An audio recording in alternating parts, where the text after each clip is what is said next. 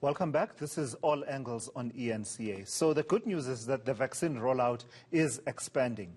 The 18 to 34-year-olds can get the jab from September. Some will breathe a sigh of relief, others maybe not. A global study suggests many youngsters have their doubts about the vaccine. Let's explore the issue. eNCA's Michael Marillier joining me for a look into the numbers. So, Mike, you and I are looking at vaccine hesitancy.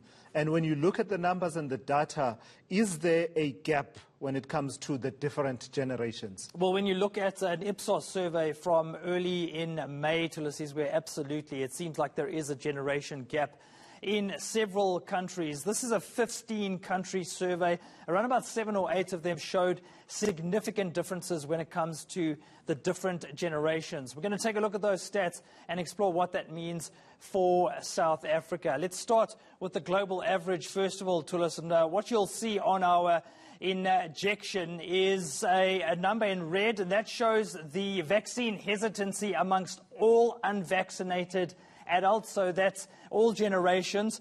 The global average, about 29% have fears or doubts about the vaccine. The millennials, so that is your 24 to 38 age group, 2 percentage points higher, so they're a bit more nervous. And Generation Z, that's the 16 to 23-year-olds, as you can see right there on our screen, around about 3% higher. That doesn't sound too bad when you consider that vaccine hesitancy has been a big problem around the world.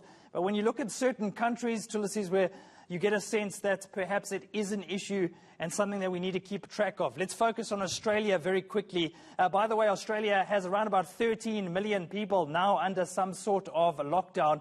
A vaccine hesitancy rate of about 34% for all adults. But when it comes to millennials, 8 percentage points higher, so 42% for millennials. And when it comes to Generation Z, your 16 to 23-year-olds, take a look at that, 11 percentage points higher than the average for adults. So we're talking around about 45% of them hesitant about taking the vaccine. Another country which has some issues when it comes to COVID is, of course, Japan, hosting the Olympics as we speak. And in terms of the millennials, 12 percentage points higher than the average for adults. The average for adults is about 27% vaccine hesitancy, almost 40% for the millennials, and it's even higher for Generation Z. Take a look at that, plus 15% for Generation Z. So clearly some issues, Tulisi's, where in certain countries, South Africa will have to keep an eye on those countries and see if there are any issues when it comes to communicating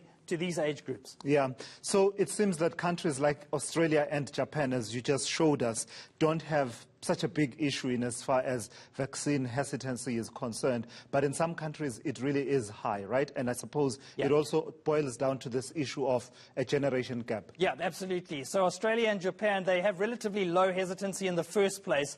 So the fact that the other generations are not on the same page, maybe not such a big issue. But if we look at the United States, there are some flags, some red flags that we're seeing at the moment. So when you look at unvaccinated adults as a whole, 54% vaccine hesitancy there.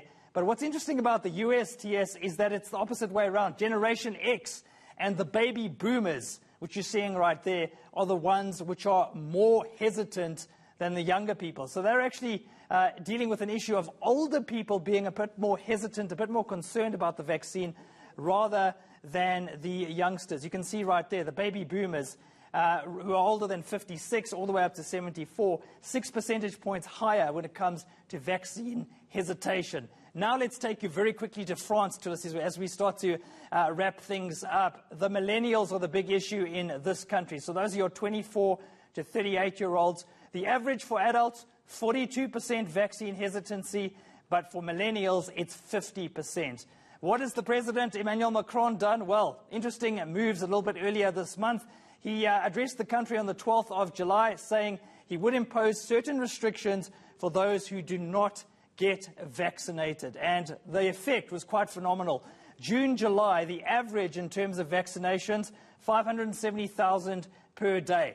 The very next day, Tulisi's, where after he made that speech, nearly 800,000 jabs.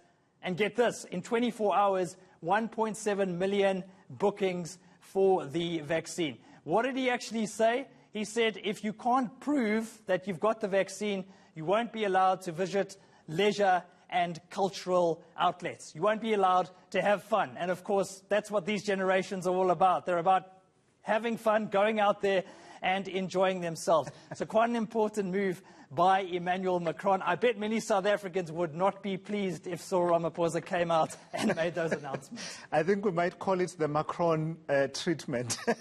Those numbers are staggering, that what happened after that speech that he delivered. And of course, it's a big debate, this whole issue of you have a choice, if you don't want to take the vaccine, to not take it. But at the same time, you know, other people and, you know, other persons, let me say persons, the legal concept of a person, have that freedom of association. They may choose that, well, you've made your choice, but we don't want to associate with you. How constitutional is that? That becomes the conversation. Right, Michael, bring it home for us then.